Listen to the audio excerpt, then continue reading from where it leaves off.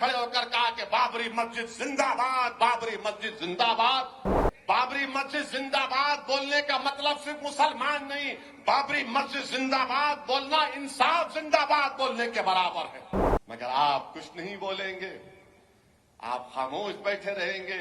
Secularism کا نام لے کر تم نے ہمارے ووٹ کو حاصل کیا، تم نے بہار کو بی جے پی کے گود میں ڈال دیا، تم نے مہاراشٹر کو مودی کے جھولی میں ڈال دیا، تم نے ہماچل کو اب بی جے پی کے جھولی میں ڈال رہے ہو۔ ہماری وجہ سے مودی وزیر اعظم نہیں بن رہا، تم سیکولر نام نہاد سیکولر پارٹیوں کی نااہلی کی وجہ سے مودی وزیر اعظم بن رہا ہے۔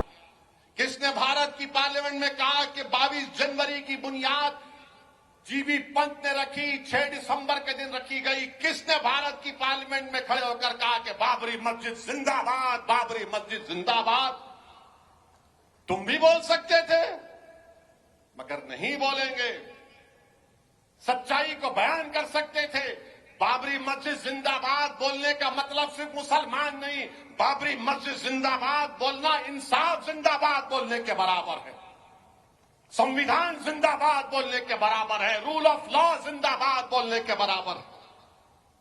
مگر آپ کچھ نہیں بولیں گے، آپ خاموش بیٹھے رہیں گے اور اقلیتوں سے، دلتوں سے کہیں گے نہیں نہیں ہم تمہاری لڑائی لڑیں گے۔ میرے بھائی آج آپ دیکھ رہے ہیں کہ 5 سال میں مہنگائی آسمان کو چھو گئی، آسمانوں کو چھو گئی مہنگائی، مگر مودی جی پورے دیش میں جا کر بول رہے ہیں وکست بھارت، یہ ہو گیا، فلاں کر دیے، یہ کر دیے۔ نوجوانوں کو یہ فیصلہ لینا ہے، بھارت کا مستقبل نوجوانوں کا ہے۔ اور نوجوانوں یاد رکھو، جو آج 24 سال سے لے کر 40 سال کے درمیان میں نوجوان ہیں، یاد رکھو یہی 10-15 سال بھارت کے پاس ہیں۔ اگر تم کو نوکری نہیں ملے گی تو یاد رکھو 2050 یا 55 سے تمہارے پہ بہت بڑی ذمہ داری دیش پر آ جائے گی۔ اتنے بوڑھے بھارت میں ہوں گے، اتنے بوڑھے ہوں گے کہ ان بوڑھوں کو زندگی کو بچانا پھر تمہاری ذمہ داری بن جائے گی۔ اسی لیے یہ وقت کھو رہے ہیں۔ چین ہماری زمین پر قبضہ کر کے بیٹھا ہے، چین کے خلاف کچھ نہیں بولتے، کوئی نہیں بولتا چین کے خلاف۔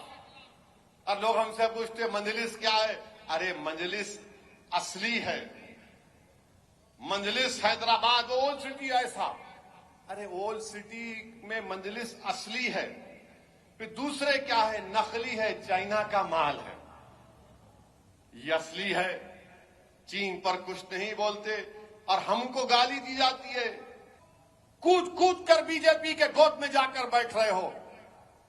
ہم نہیں جا رہے ہیں، سیکولرزم کا نام لے کر تم نے ہمارے ووٹ کو حاصل کیا، تم نے بہار کو بی جے پی کے گود میں ڈال دیا، تم نے مہاراشٹر کو مودی کے جھولی میں ڈال دیا، تم نے ہماچل کو اب بی جے پی کے جھولی میں ڈال رہے ہو۔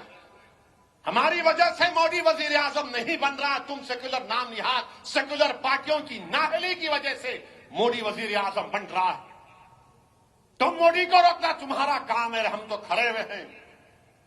2019 کا سی ایس ڈی ایس کا ڈیٹا اٹھا کر دیکھ لو، ذات برادریوں نے کتنے ووٹ مودی کو دیے، مسلمانوں نے کتنے دیے۔ میرے عزیز دوستوں اور بزرگوں، میرے مجلس کے رفقا، میری آپ سے گزارش ہے کہ آپ کو ہم کو مل کر کام کرنا ہے۔ یہ حیدرآباد کی سیٹ یہ صرف مجلس کی نہیں ہے، یہ بھارت کے غریب اور مظلوموں کی ایک آواز ہے۔ یہ حیدرآباد کی سیٹ صرف مجلس کی نہیں ہے، یہ ان غریبوں اور مظلوموں کی ایک پہچان ہے۔ یہ حیدرآباد کی سیٹ صرف مجلس کی نہیں ہے بلکہ بھارت کے ان غیور لوگوں کی، ان بے بس لوگوں کی ایک آواز ہے جو چاہتے ہیں کہ بھارت کی پارلیمنٹ میں ان کے جذبات کی ترجمانی کرتے رہے۔ یہ حیدرآباد کی سیٹ صرف تمہاری نہیں ہے، بھارت کے ان غیور نوجوانوں کی ایک آواز ہے جو یہ سمجھتی ہے کہ ہمارے خوابوں کو پورا کرنے کی ایک آواز بھارت کی پارلیمنٹ میں حیدرآباد ہو، اورنگ آباد ہو، سیمانچل ہو یا دیش کے کونے میں کہاں پر ہو، وہ آواز اٹھے۔ تو میری آپ تمام سے گزارش ہے کہ مجلس کو مضبوط کریے۔